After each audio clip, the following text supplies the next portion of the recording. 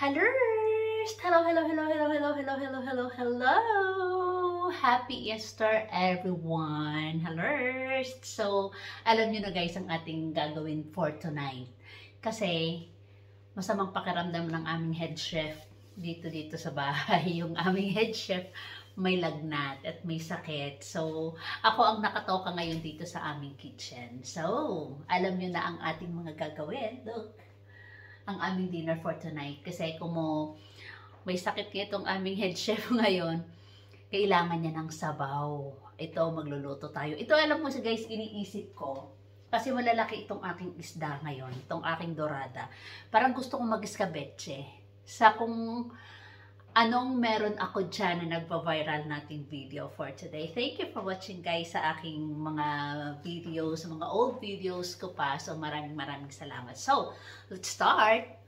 So, ayun na nga guys, katatapos ko na kasi galing sa trabaho. So, magluluto ako ngayon ng udong. Kasi alam mo, naririnig nyo ba yung tagaktak ng ulan? Umuulan kasi, kaya masarap ngayon humigop ng sabaw. Tara, magluto na tayo. So, first guys, ang aking lulutuin tonight is ang aking udong. Ayan. Ang aking udong. Ayan. So, maglalagay muna tayo ng aceite. Ito sa olive oil ang ginamit. So, ayun na nga. Ilagay na natin muna ang ating sibuyas. Unahin muna mainit ng ating mantika. Oh! Ang daming sibuyas, guys. Ayan o. So, gisa-gisa muna tayo dyan. Gisa-gisa. So, ayan na nga. That's it.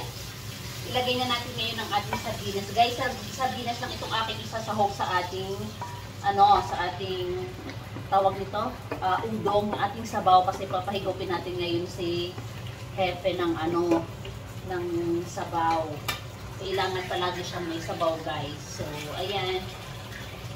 Bibiyakin ko lang itong ating sardinas ng dalawa para kahit papano meron naman siyang mumumuya mamaya. So, gisa-gisa lang natin siya. Lalagyan ko ngayon siya ng salt. Kunting salt lang guys kasi mag-ano tayo mamaya, mag-totoyo. Then, pimienta. O, paminta. Pimienta kasi dito sa amin ang bigkat. Palagi ako nababash dyan sa pimienta na yan. Oo, pimienta. Kasi yun ang namin. Ayan. Then, maglalagay ako ng konting soy sauce. Ayan.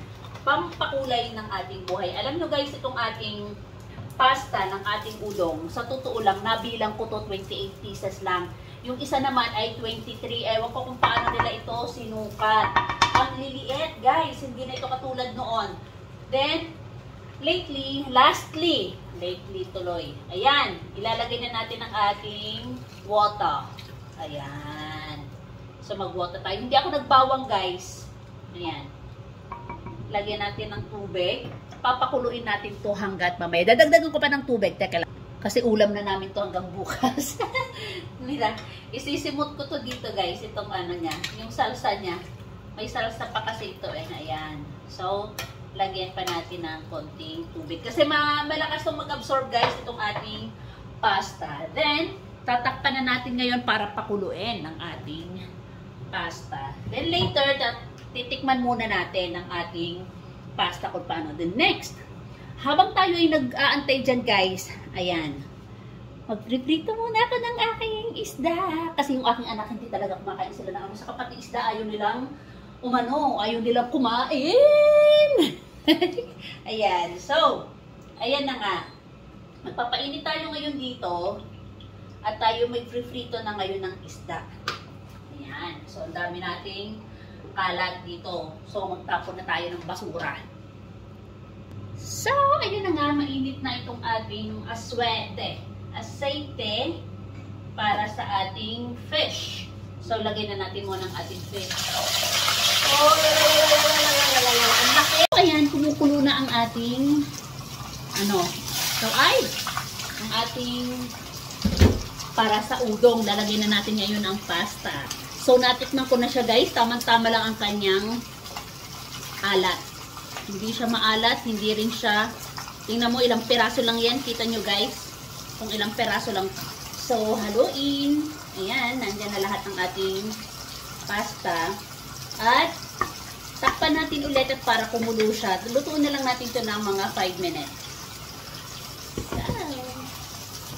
And while, mabalik ta rin ko naman itong aking isang isda. Laki. Wow, wala ka sunog. Nasunog siya. Parang natuloy siyang inihaw. So, ayan, luto na ang ating udong, luto na. While nagluluto pa tayo ng ating isda. So, ayan na nga. Luto na itong ating udong, guys. Ayan, ang ating pangsabaw. Masarap na itong pang-partner sa ating pritong isda.